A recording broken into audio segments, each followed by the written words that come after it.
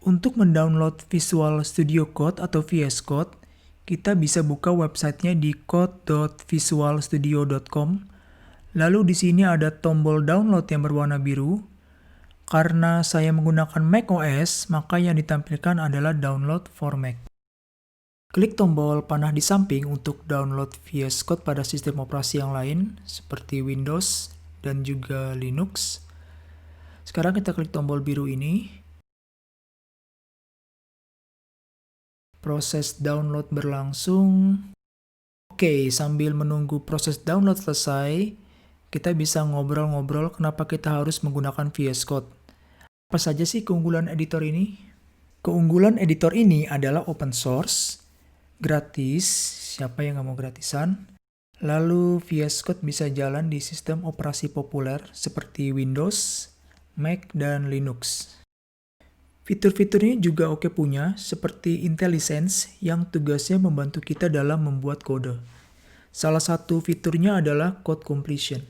Contoh code completion seperti pada gambar ini, ketika kita arahkan kursor pada huruf D, maka VS Code akan memberikan daftar pilihan untuk melengkapi huruf D tersebut.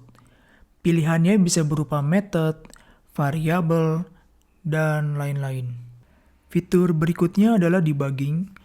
Debugging adalah proses untuk menemukan bug dalam kode yang kita buat. Dengan VS Code, proses debugging menjadi jauh lebih mudah. Selanjutnya adalah terintegrasi dengan Git. VS Code menyediakan tampilan UI dan perintah Git yang bisa kita gunakan langsung di dalam VS Code. Terakhir adalah extension atau plugin. Dengan adanya extension, kita bisa menambah kemampuan VS Code menjadi lebih powerful. Misalnya, untuk ngoding PHP, kita bisa install PHP extension. Banyak sekali extension VS Code yang tersedia. Ada yang untuk ganti warna editor, ada juga yang untuk support JavaScript frameworks seperti Angular, React, dan Vue. Oh iya, ada dua versi VS Code. Yang tadi kita download adalah versi stable, lalu ada juga versi insider. Apa sih bedanya? Stable sesuai namanya adalah versi yang stabil, sedangkan insider adalah versi berikutnya dari stable, di mana ada fitur-fitur baru namun masih dalam tahap pengembangan.